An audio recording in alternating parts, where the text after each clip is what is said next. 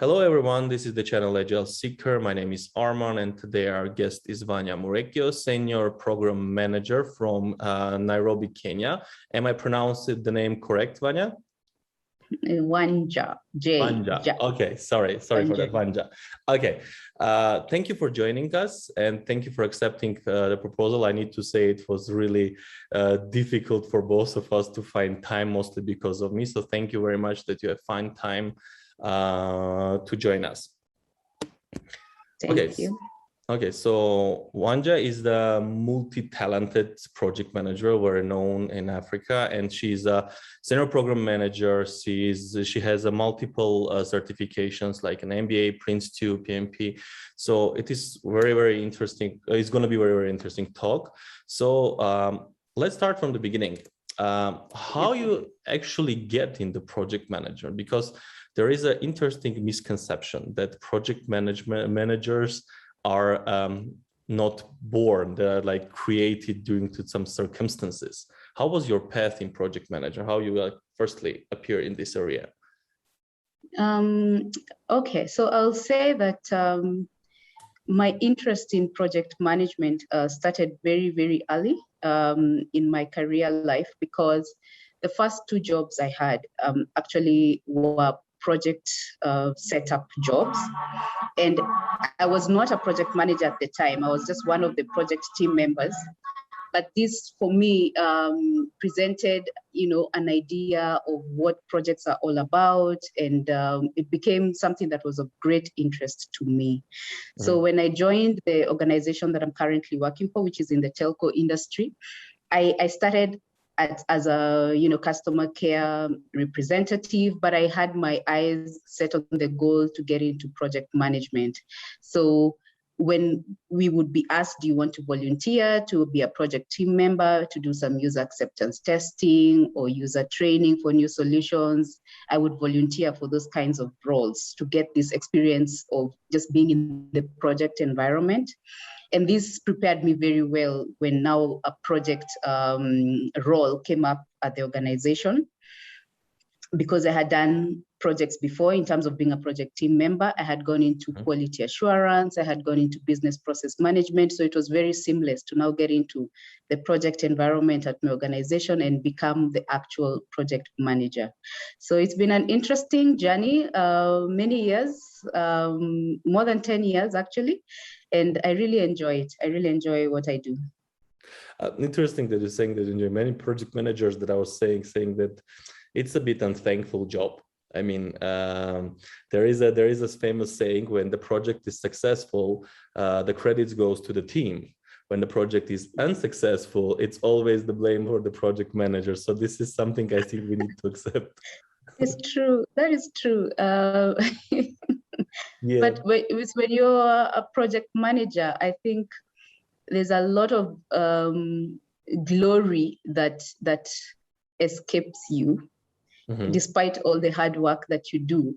But I think for me, what I find fulfilling is just being part of that team that brings something to life. So you have an idea on paper, and you take it through all the stages and it comes to life. And if it's a product maybe that's out there, you can tell your friends and family that, hey, I was part of the introduction of that product into the market.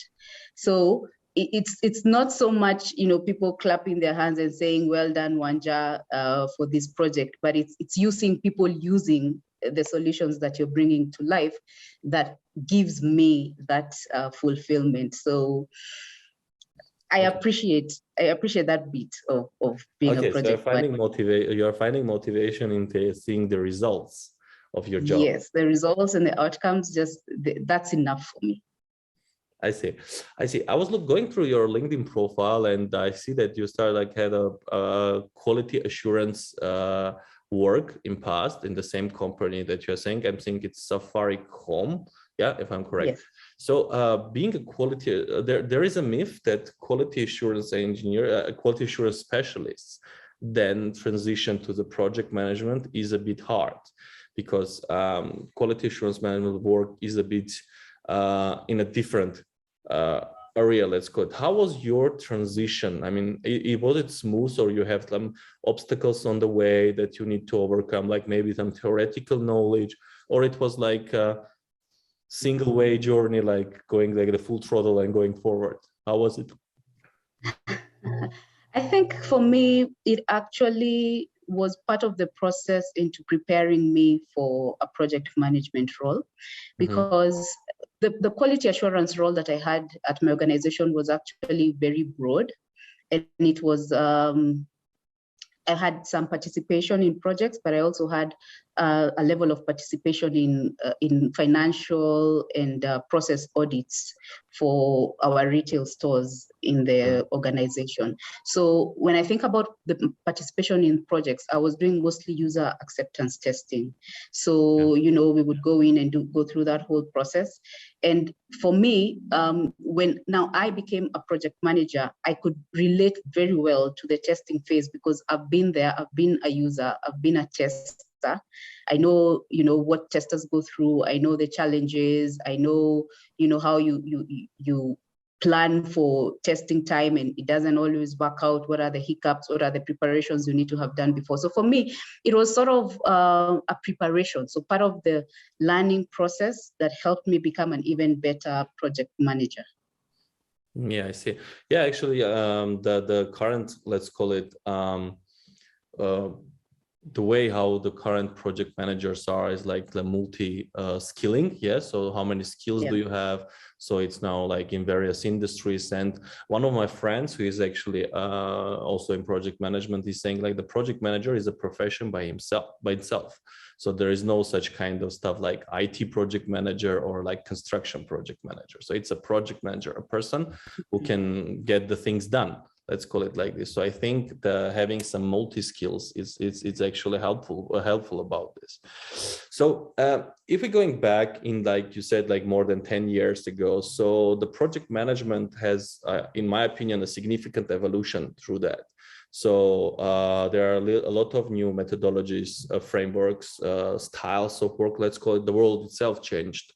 So how you evaluate these changes? About how was the project management when you just started it, and what are the current challenges of the project manager? What do you think? How it is changed in terms of managing the projects? Now, when I first started in projects, a lot of the projects that I encountered were the Waterfall project, and you know, you'd go through the motions of getting the user requirements, design, development, testing, and eventual go live in the market.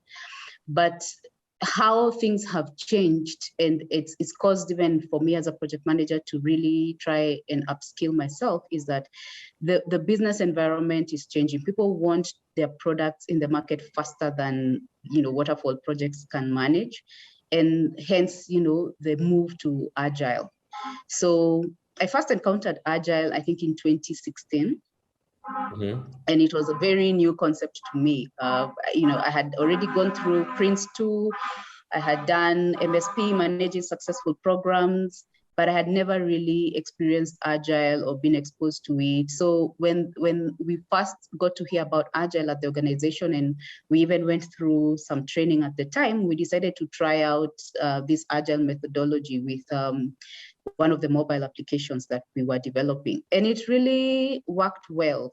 I felt that it was really a way to combat the challenge of scope in projects, because in my environment, we have a scope that keeps changing in our projects because of the changes in the business environment. So when something changes in the market, you have the users come in and say, you know what, we've changed our minds about this, we'd prefer to do it this way. So when you have a Waterfall, you start talking about change requests, it becomes you know, a fight between the project team, the developers, and the users. But with Agile, it becomes a very easy conversation, you know. So you want to change this, okay, you know, let's plan for it in the next sprint or the next release. So I think the project environment is becoming as dynamic as the market environment. So we have to keep up, you know, we can't remain the same.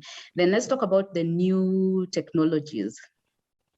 that are coming up. You know, as a PM, the projects that you encounter, every project is different. So you have to be on your toes. You have to understand what you're delivering. You have to be aware of what's changing in technology. So, you know, machine learning, AI, data analytics, Internet of Things. So all those are terms that, you know, 5 years ago, I probably, you know, wasn't even talking about it. Cloud, you know, I wasn't really keen about it, but a lot of the projects that we're delivering now are based off of those technologies. So I have to be aware of what those technologies are. So I think that's one of the challenges that a PM has. How do you keep yourself ahead of the game so that you remain relevant in your delivery?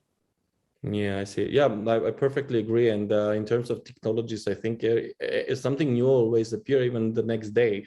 So you might be like wake up in the morning and see that something that you are doing, the way you are managing the project is not relevant anymore because the market is already changed because of some new technologies. And not only project managers, but project managers are the drivers of the business. So the business need to reflect that. So in that case, PM should be with the wheel on the hands. So speaking about Agile, as you mentioned, so many project managers with the rise of Agile, with the rise of agility to the different segments of the project management, they tend to say that Waterfall is dying. I mean, no one is doing Waterfall, Waterfall is slow, Waterfall is bad. Is that so, actually, in your opinion? Is this methodology will remain in history? Well, I think that's yet to be seen. I think currently there is still a case for waterfall projects.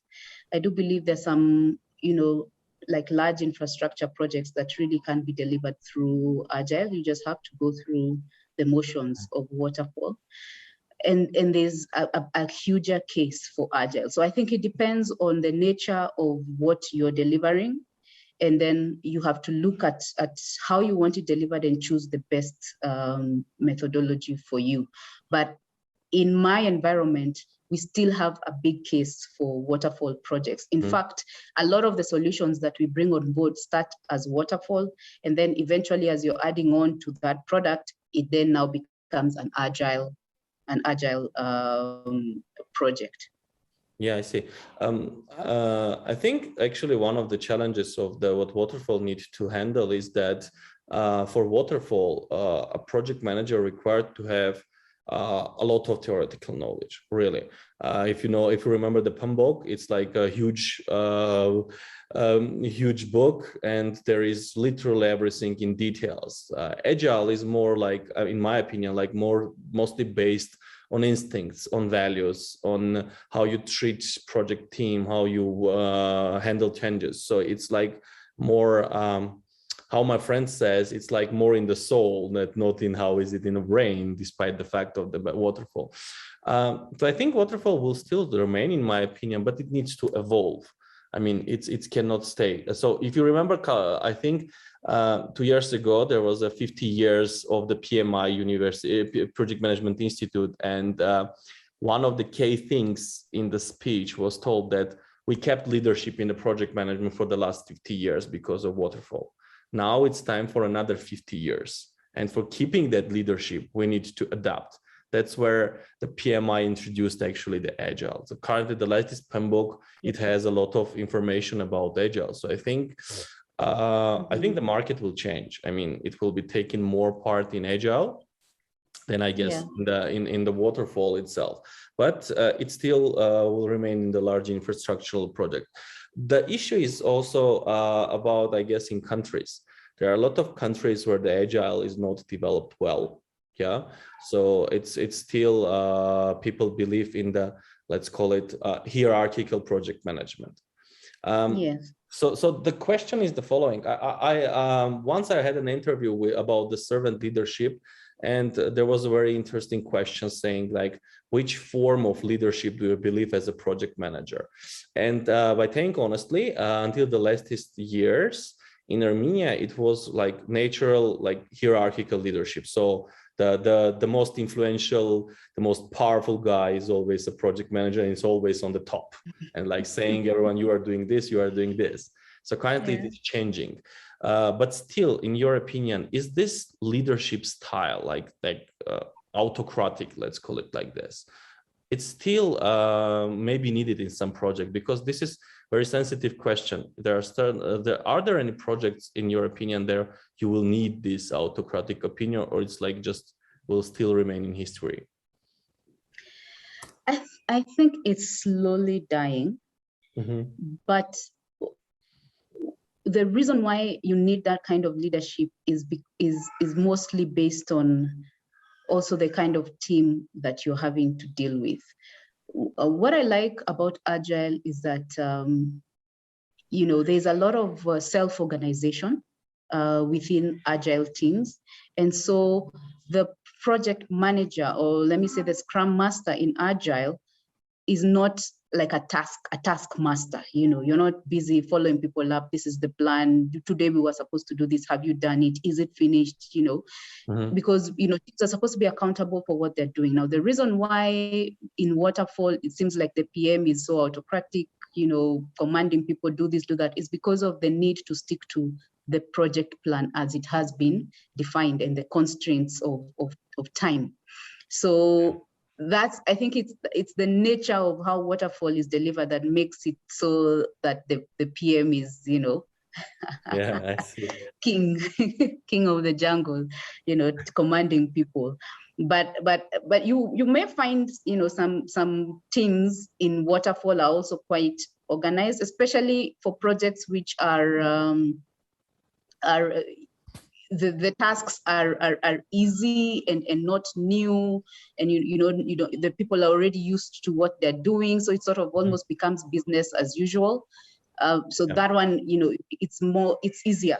The flow is easier. But for new projects, new solutions, complex things in your project, tight timelines, constraints on costs, you really just have to be tough on everybody to make sure things get done. Yeah, I perfectly agree with this. And one of the things actually what I've noticed is that for people with all the older generation, I had such students, it was a bit difficult for them to restructurize their mind about being more agile, more flexible, and being like more self-organized, giving the team self-organization, giving the team the freedom to perform rather than like control every step of them.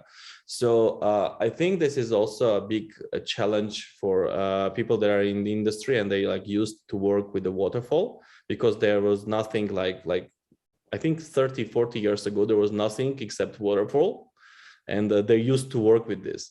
I had an interview with Jess Brock a couple of weeks ago, and she was and we're discussing one interesting stuff, that there are people who are like working 20-25 years in the company. And then when this company is introducing Agile, for them, the whole world is changing, like because they see threats. Yeah, because this is something new, and how the human behavior with this is like, if it is new, if I won't adapt, there is a danger for my workplace. Yeah.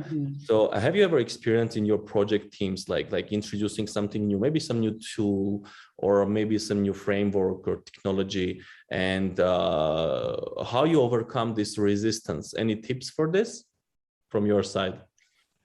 Yeah, I think as a project manager, you have to encounter resistance to change at some point in your work. And for me, the trick that I use is getting buy-in through selling the benefits of this change to each stakeholder. Like, what's in it for you? Why are we making this change? What will be better tomorrow because of this change? Having that understanding helps people, become more, what's the word, to buy into the change that's coming through. And it's not easy. But I think people say that the only constant is change. So everyone encounters change one way or another. And when it comes to the issue of you start fear, like if you're transforming into Agile and you start having the fear of your job, what is this Agile? What will my role be in the new environment? I think it's important to look at what the changes will be and where you fit in that change. If it's something that suits you, then you start to adapt. You have to be willing to relearn. You have to be willing to, you know, change some of the things that you're accustomed to, and you have to have a sort of a mindset shift. If you don't do those things, then, you know, you're not going to succeed in that transformation. So it has to come from within. You have to have that proactiveness to learn new things, see where you fit in the new organization, and, you know, get excited about the change that's coming. So it's from within, self-driven. Yeah, so you totally believe that it's possible to shift to agile in any step of your career? It is, and it's not a quick change. I think that's what people need to know. It's gradual. You can't just wake up and say, I'm agile. Many companies. It's a gradual shift. Yeah, because it's actually a mind. We say agility. I mean, agile is a mindset. You just have to have that mindset shift fast, and then you start to make the changes in how you do your work, and how you execute and how you deliver. Yeah, I think there is also an issue with the companies that are expecting from agile to perform as a sprint. I usually say it's not a sprint, it's a marathon. So whenever you start implementing agile, you need to be patient.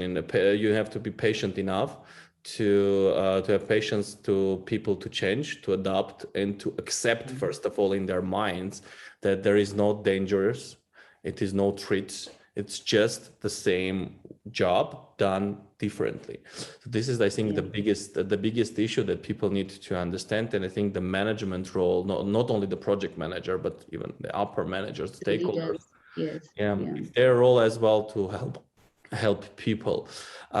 Speaking about the famous PMI 50 leaders list. So first of all, I know it's a couple of years old, but congratulations. I think it's a very big achievement. So very good. So how that happens? How they contacted you? What was the project you're working on? How this process evolved? It was very interesting. So I think they first contacted me. They said something about doing a feature on PMs who are below 40 years of age. And so they wanted to know how old I was, and you know, they asked me a couple of questions, and then, you know, the wait started. So they didn't say anything about an award. There was no mention of award. It was just, we are doing a feature on project managers who are below 40 years. So we have a couple, you know, if you fit that demographic, we have a couple of questions for you to answer. And, you know, so I just went ahead and answered the questions. And that was that. You know, I didn't hear from them in a couple of maybe a couple of months, maybe 2 months or so. And then suddenly I got this email from PMI saying that, you know, there's this Future 50 award. I am one of the nominees, and they're going to announce it in July. And so, you know, congratulations. And I was like, what?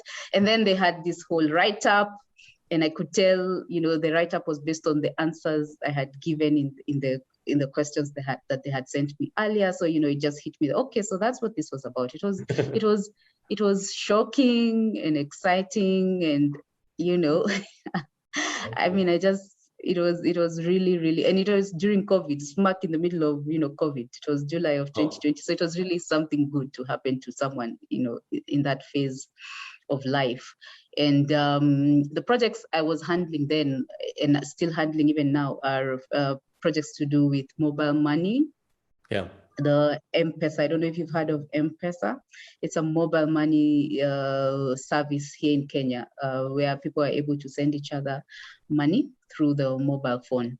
So I handle that portfolio. It's been a life-changing product for Kenya and even other countries in Africa.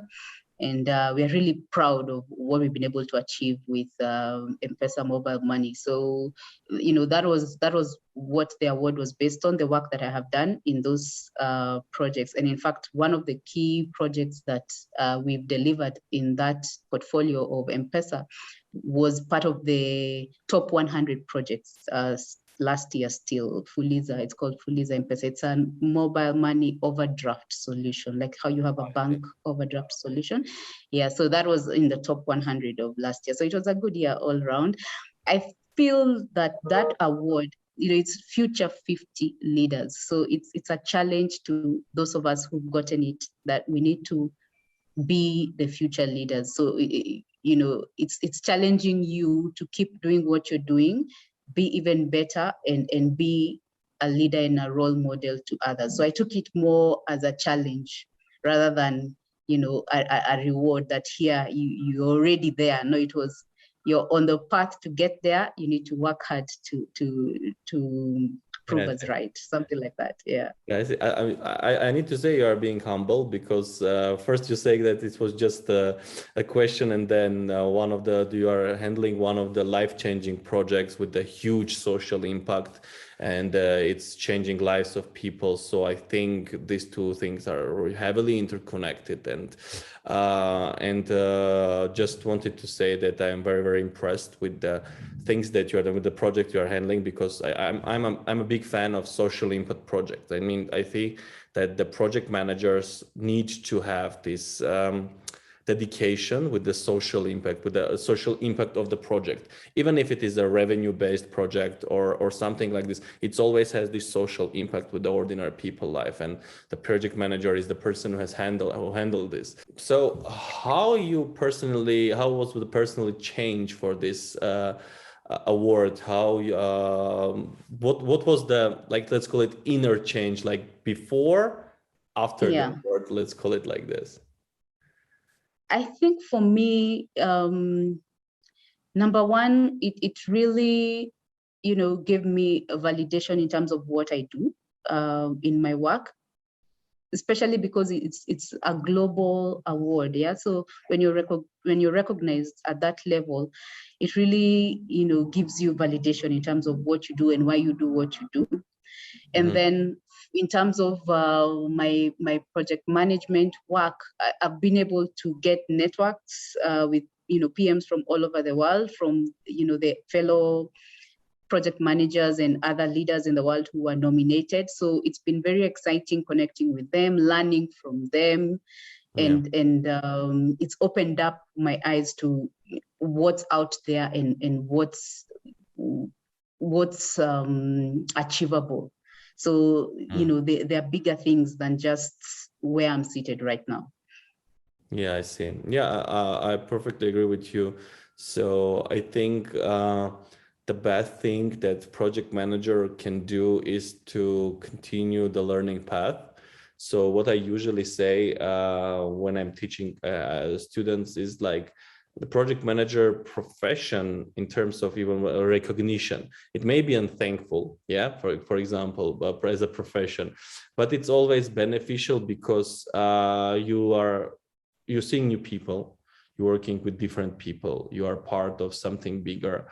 So the network that you have mentioned, that you see a lot of project managers outside the world, is like, I think that all of this brings us like more united in terms of community, in terms of people, and and I tend to think that it makes the world better, actually. So this was a perfect one. So after the award, let's call it like this, what's your next let's call it goals, in terms of not personal awards? I'm not saying that what's your next target as getting an award.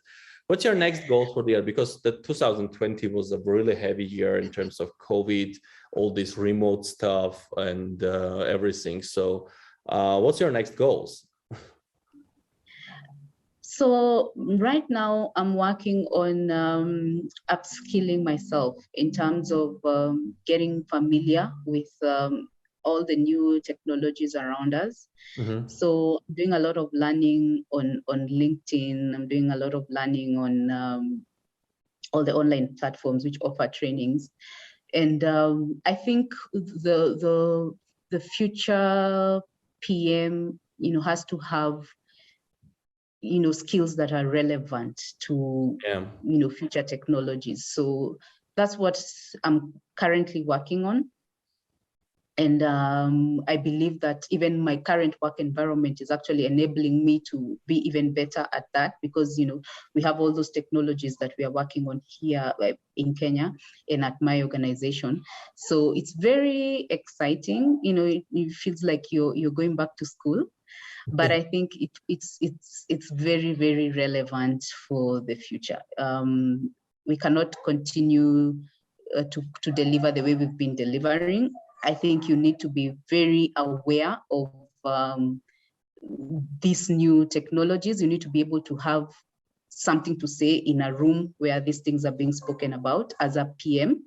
And that's very important for me. So I'm upskilling on those. Yeah, this is a perfect thing. I'm planning to do so starting from the next year, when I settle a bit up with my professional career right now. So this is always exciting.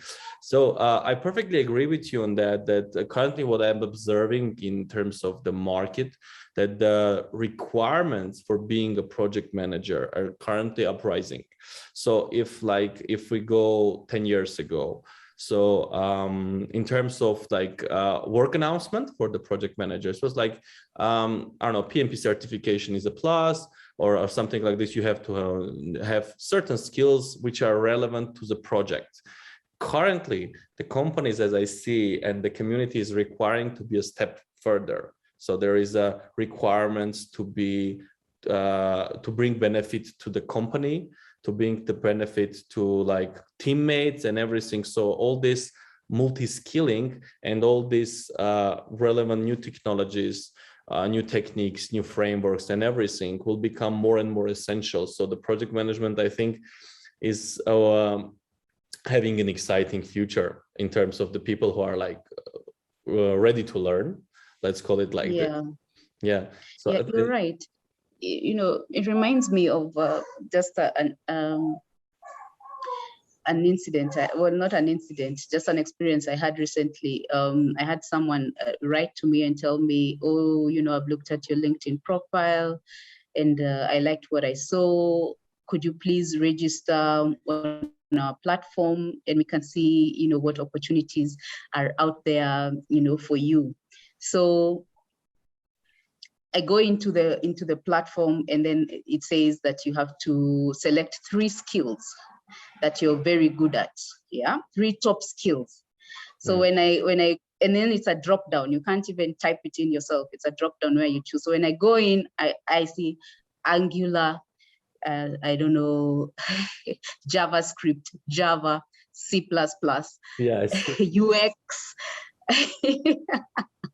I mean, all these programming languages. And then down there, product management. So I write back to the guy and tell him, oh, I'm a project manager, so I've not seen anything there relevant to my profession. So I'm not really sure I should sign up. So he says, no, I think you should still go and sign up and we'll see what we can do. So I go back to the site and see now they've added Agile and Scrum, in the list. And, that just spoke volumes for me, Arman. There's a filter that's happening in the PM world right now. And it seems you really need to be very technical, or you need to be very familiar with product management or UI, UX design, or you need to be agile. Yeah. So there was no PMP there. There was no Prince 2. They added Scrum and Agile. And that was it. So I think it's a wake-up call for those of us who are in this field, especially if you're in IT project management. I think I don't know what's happening in the construction industry, but if you're in IT project management, then it's really a wake-up call for us to start to adapt, to relearn, and just to make sure we are relevant in the future. Yeah, I think there is also an economic part of it. People now, companies are tend to choose people in terms of multiple areas they can bring benefit on. Like agile is a mindset. I mean, but there are a lot of service an agile person, an agile project manager can bring to the company, not only in terms of like managing the actual project. It's about teaching people, like facilitating everything, coaching and motivating everything. So I think, yeah, it's a wake-up call, and I fully agree with you. That's why I planned a lot of stuff to be learned in the next year. So hope I will succeed with this. Yeah. Thanks for this wake-up call. I see. So one, let's call it, I usually call it a king question, which I usually give at the end of the session is, if a person who is like just entering the field, like entering the profession, so like just imagine a teenager, let's call it like this, which is choosing, is it worthy to go to the project management? What obstacles are there? What will be your advice as a senior person, how to do this, and how not to lose motivation? I think this is a bit more important. What's your advice on this for the people? Well, I think first, I think project management is a very exciting field. You can do anything in school. You can do any course in school, in the university, and then you go ahead and get the relevant project management certifications, and you start your project management life. So a lot of us who are project managers, if you ask us what we did in the university, it will be a very different course. You know, it will not be, you know, a bachelor's degree in project management. You know, like for me, I studied economics, but transitioning into the project management world was very easy. And learning and getting those certifications is just hard work that you have to put in and get there. So my advice would be, you just have to have a passion for it.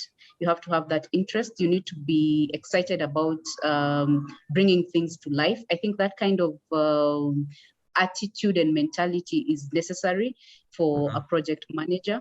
You need to be someone who is organized. It's more about your personal traits. Being a good PM is more about your personal traits, really, rather than your education. Yeah, the kind of person that you are, I think, is what makes a good project manager. And then all these other certifications and work experience are now just the icing on the cake. So I would say, if it's something that you've read about, you've seen projects, you have an interest in it, you think it's something that excites you, then go for it, because it's something that I'm very passionate about. Yeah. Thank you very much. It was a really good advice, and I think many people would benefit from this. So thank you very much, Wanja, for this session. It was really a pleasure for me, and I personally learned a lot from your experience. And I do hope that we will have another session in like more in future and cooperate with this. So it was an honor to host you. Thank you very much once again. So thank you, Arman. Okay, so this was the channel AgileSeeker, and we're talking with interesting people about interesting stuff. And today our guest was Wanja Murekio, Senior Program Manager from Kenya, Nairobi. So thank you very much once again, and see you soon. All right, thank you, Arman. Okay, bye-bye.